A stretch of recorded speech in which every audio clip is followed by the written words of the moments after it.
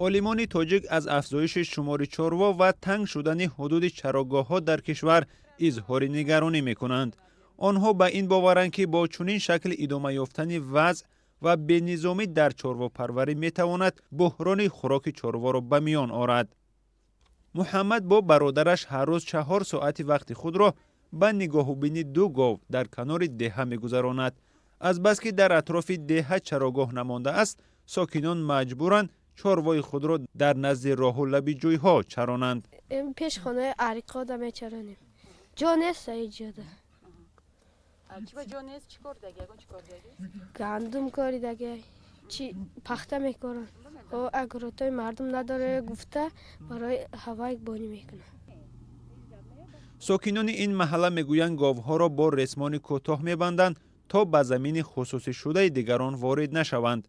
مردم این محله در چند سال اخیر با صاحب زمین ها چند بار جنجال شدند. مودا گو 4 تا هسته اینا اپریل ده ادری میبرم جای نیسته. یگان جای کجا میبری جنگ.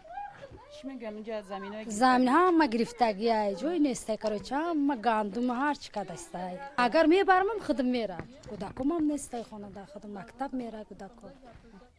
در حال حاضر در کشور بیشتر از 7 میلیون گاو و گوسفند شمرده شده است که نسبت به 25 سال پیش 2 برابر زیاد است.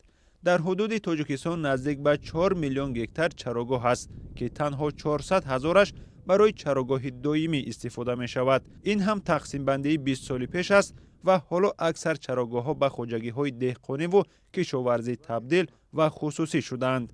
محدود و دائمی شدن مکان چرای جانوران خانگی باعث بی‌حاصل و محو شدن ریشه علف گردیده است.